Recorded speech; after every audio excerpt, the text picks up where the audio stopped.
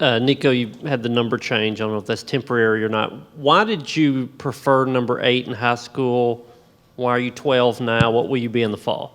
Yeah, eight was just my number in high school, and they gave us the opportunity to choose our numbers for Miami practice. So I pretty much wanted 8, and then spring practice I got 12. So it's my job to go do work now.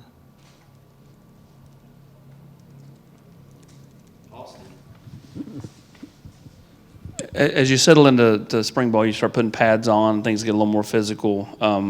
What are your thoughts on just kind of expectations, and then understanding the offense, knowing the calls, learning from Joe, learning from Joey? You kind of take us through what it's been like the first 3-4 days here. It's been super fun, man. Just learning from Joe, the whole playbook, and it's been slowing down for me these past couple of days. Not really thinking too much as I was on the first day, so really just taking everything from Coach Joey, Coach Mitch, and Joe, and just learning day by day. Frank or Jimmy and Frank. Nico, what's the hardest thing about learning this offense? I think the tempo for me is what I'm still trying to get down. Moving the offense, not as fast as Joe, but just keeping the same tempo as him, so there's no big drop off. And really the tempo and just keying reads and all that goes into it. For me, it's just really the tempo, getting that down. Did your high school run much up tempo?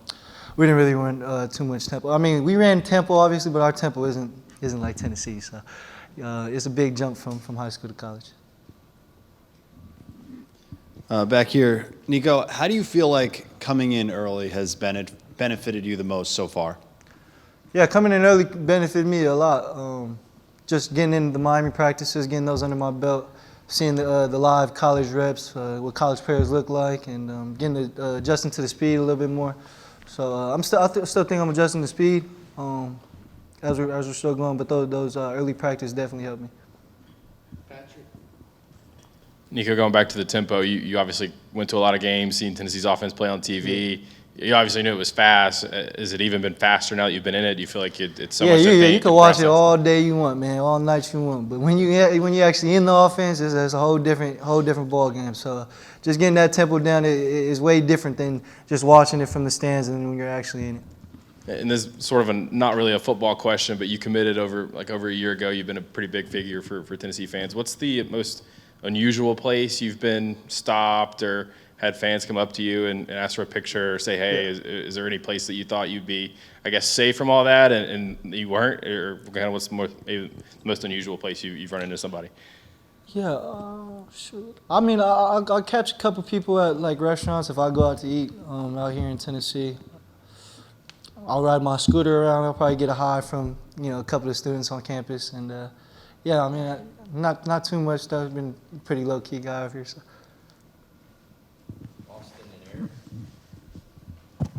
So many people are going to talk about the on-the-field stuff, but the work in the weight room leading up to this, T. Landers said he put on about 12, and I know Caleb's put on like 25 pounds.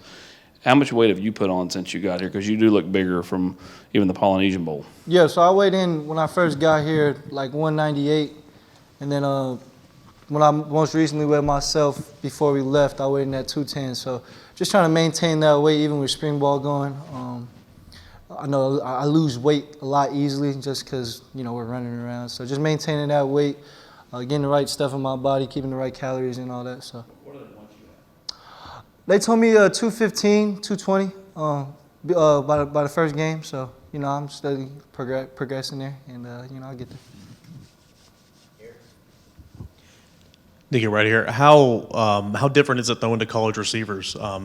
Obviously, they're probably making you a whole lot better. I would imagine that's a big difference.